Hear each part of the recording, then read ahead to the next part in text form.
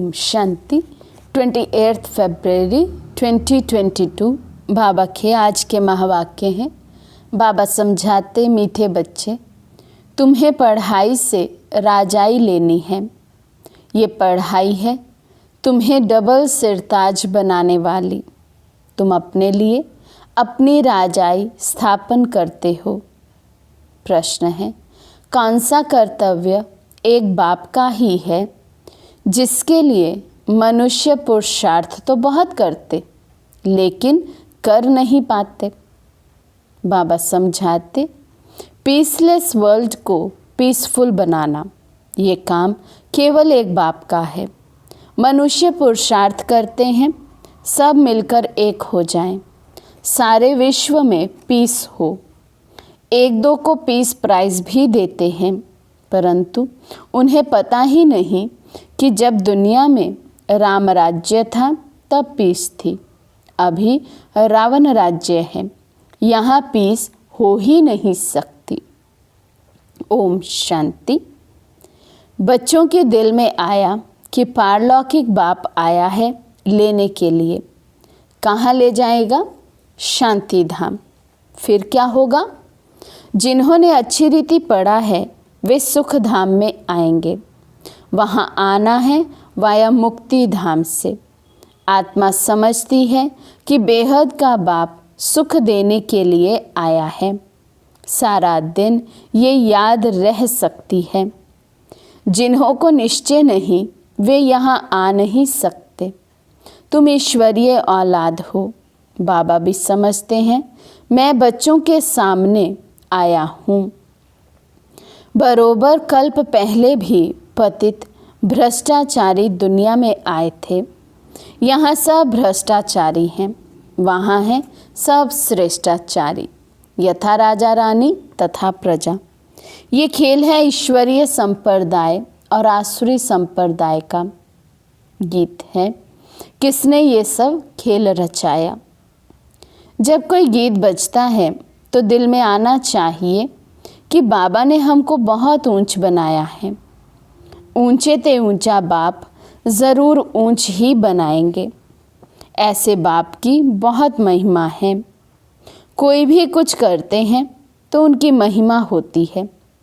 ये फलाने धंधे में बड़ा अच्छा है, फलाना मनुष्य बड़ा होशियार है। हर कोई में गुण होते हैं। परमपिता परमात्मा की महिमा सबसे भारी है। हर एक मनुष्य मात्र को अपना अपना पाठ मिला हुआ है।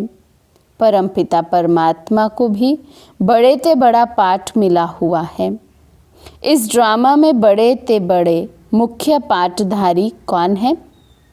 कौरव और पांडव दोनों को भाई भाई दिखाते हैं।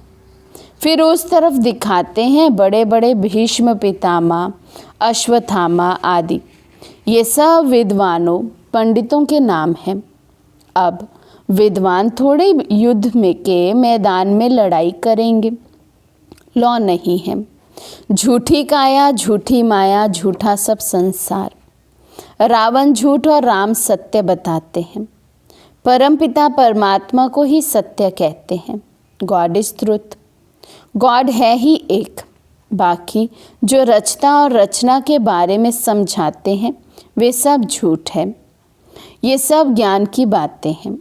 ज्ञान में सच क्या है, झूठ क्या है, वे बाप आकर समझाते हैं। भारत का गीता ज्ञान तो प्राय लोप हो गया है। बाकी आटे में नमक मिसल कुछ निशानियां हैं। बाप कहते हैं मैं आकर बच्चों को वेदों शास्त्रों का सार समझाता हूँ। गीता है मुख्य, जिसमें ही भगवानुवाच है। बाप कहते हैं तुमने श्री कृष्ण भगवान का नाम लिख दिया है, परंतु बाप आकर समझाते हैं जिसको तुम भगवान कहते हो वे सत्युग का फर्स्ट प्रिंस है। वे पहले पहले मेरे से विदाई ले मुक्ति धाम से आया था सत्युग का प्रिंस बनने। अच्छा, श्री कृष्ण की इतनी महिमा है, उनका बाप भी तो होगा ना। जैसा बाप वैसा बच्चा। श्री कृष्ण के बाप की महिमा कहाँ गई? उसने किससे वर्षा लिया? श्री कृष्ण है सतयुग के आदि का। स्वयंवर बाद लक्ष्मी नारायण बने हैं। कितने धनवान थे, इतना धन उन्हों के पास कहाँ से आया? इस समय तो कुछ भी नहीं है। क्या हुआ? इतने पदार्थ कहाँ से और कैसे मिले? किसने दिया? तुम बच्चे जानते हो कि बेहद के बाप ने पढ़ाया। इस पढ़ाई से बरोबर तुम सतयुग के राजा बनने वाले हो।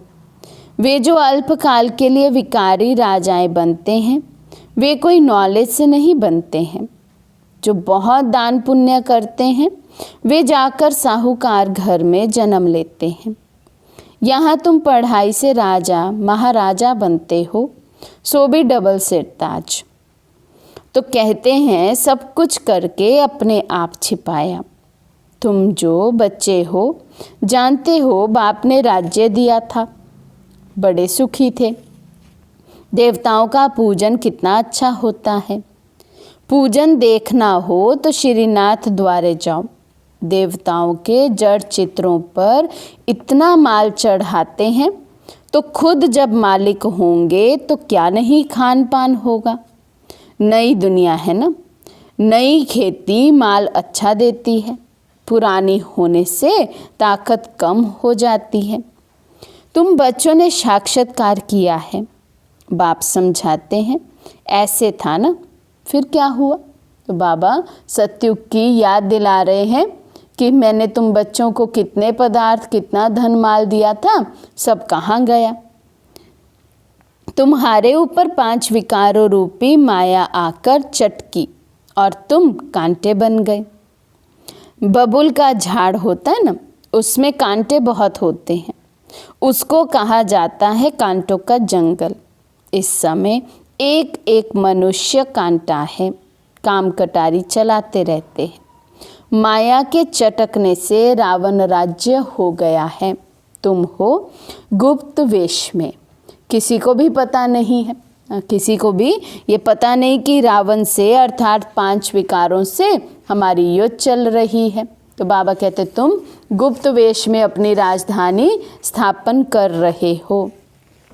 तुम बच्चे अभी कल्प पहले मुआफिक श्रीमत पर चल रहे हो। सिर्फ कल्प पहले मुआफिक नहीं, कल्प कल्प के मुआफिक। तुम बैठ बाप से राजयोग की शिक्षा सीखते हो। तुम हो नॉन वायलेंस, तुम अननोन हो। तुम अपने को जानते हो, दुनिया तो नहीं जानती कि ये शक्तियाँ गुप्त रीति योग बल से विश्व पर अपनी दैवी राजाई स्थापन कर रही हैं। तुम हर एक अपनी बादशाही लेने का पुरुषार्थ करते हो। वे सिपाही लोग लड़ते हैं अपने बादशाह के लिए, परंतु तुम अपने लिए सब कुछ करते हो। तो यज्ञ में कोई कुछ भी कर रहा है, बाबा कहते हैं अपने लिए। पुरुषार्थ करते हैं अपने लिए, मेहनत कर रहे हैं अपने लिए, कुछ सफल करते हैं वो भी अपने लिए।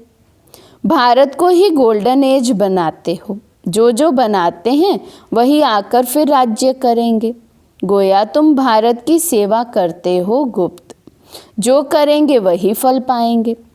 जो मेहनत कर राजा रानी व प्रजा बनेंगे वही आएंगे, भारत में ही आकर राज्य करेंगे। तुम्हारी यहाँ है शिव शक्ति पांडव सेना।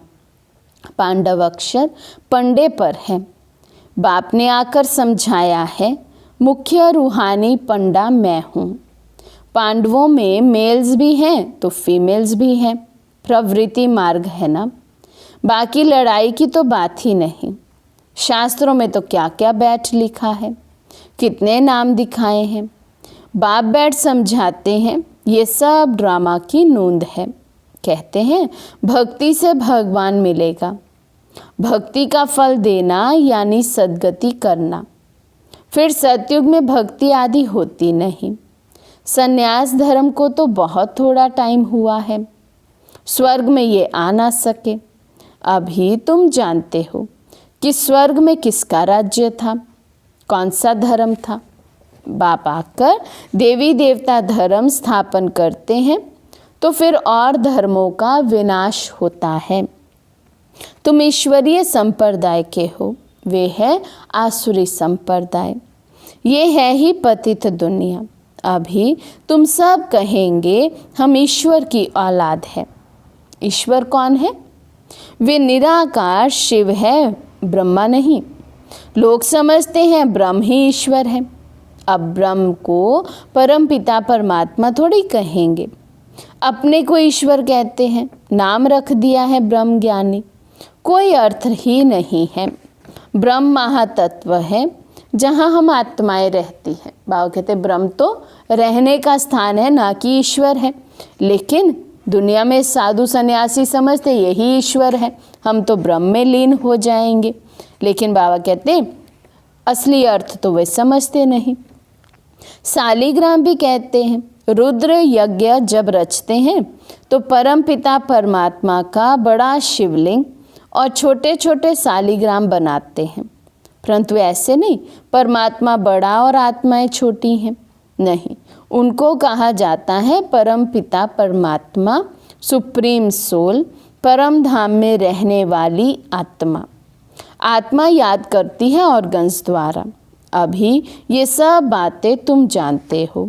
रचना और रचना के आदि मध्य अंत और मुख्य पाठधारी कौन है, कैसे पाठ बजाते हैं, कौन कितने जन्म लेते हैं, तो ये सब हिसाब होगा ना। परंतु इसमें भी जाने की दरकार नहीं। बाबा कहते हैं ये भी व्यर्थ के संकल्प, इनमें भी जाने की दरकार नहीं। केवल अपना पुरुषार्थ करो, अपना नंबर आगे करो। बाप कहते हैं बच्चे ये है तुम्हारा धर्माऊ जन्म। 84 जन्म तो ठीक है, ये है धर्माऊ कल्याणकारी जन्म। अभी हमारा कल्याण होना है, इसलिए ये कल्याणकारी जन्म और कल्याणकारी युग कहा जाता है। इस संगम का किसी को पता नहीं है। संगम को युगे युगे कहा है तो 4 संगम रख दिए हैं। बाप कहते हैं नहीं, ये तो उतरती कला के हैं। सतयुग से त्रेता होगा तो 2 कला कम होगी, फिर द्वापर से और कम हो जाएगी। पतित बनते जाते हैं। ये है वैरायटी धर्मों का झाड़। कितनी भाषाएं हैं, कितनी अशांति है। अब तुम बच्चे जानते हो स्वर्ग में अशांति हो नहीं सकती। यहाँ बहुतों को पीस प्राइज मिलती है, पीस तो है नहीं। पुरुषार्थ करते हैं मिलकर एक हो जाएं। पोप भी कहते हैं कि वननेस हो जाए। सभी ब्रदर्स हैं, परंतु आपस में बनती क्यों नहीं है? उन्हों को ड्रामा का तो पता नहीं है। जब दुनिया में एक राम राज्य था तो पीस थी, अभी तो रावण राज्य है, अनेक धर्म हैं। अब इस पीसलेस को फिर से पीसफुल बनाना एक बाप का ही काम होगा ना। ये तो दुनिया का प्रश्न है ना। वर्ल्ड के फादर को फुरना रहेगा ना। बाप कहते हैं वर्ल्ड गॉड फादर को आना है, उनका ही पाठ है। तो कहते हैं सब कुछ करके खुद को छिपाया, सबको सुख शांति दे करके फिर छिप जाते हैं। ऐसा छिप जाते हैं जो सतयुग त्रेता में भी कोई नहीं जानते, द्वापर कलयुग में भी कोई नहीं जानते। जब तक खुद ना आकर अपना परिचय दें, देवताएं भी नहीं जानते। अपनी आत्मा को जानते हैं, बाकी रचता को नहीं जान सकते।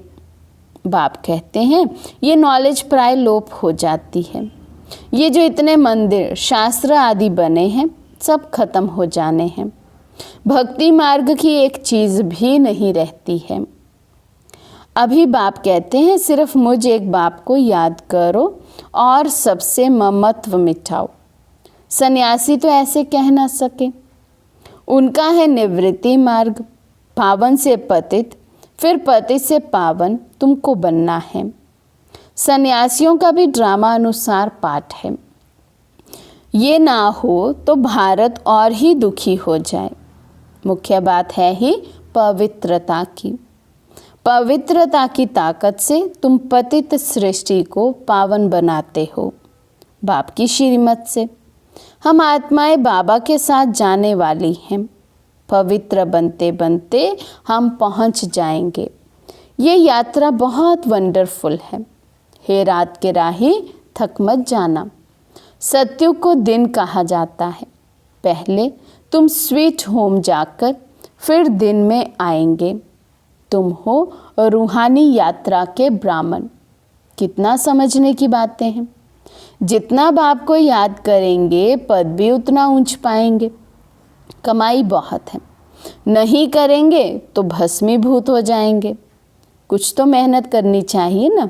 लौकिक बाप को उठते बैठते चलते फिरते याद करते हो ना। पारलौकिक बाप को क्यों भूल जाते हो? लज्जा नहीं आती? तो बाबा कहते लज्जा नहीं आती है, लौकिक को तो कभी नहीं भूलते है। तो ये भी बात, और असली बाप तो यही है।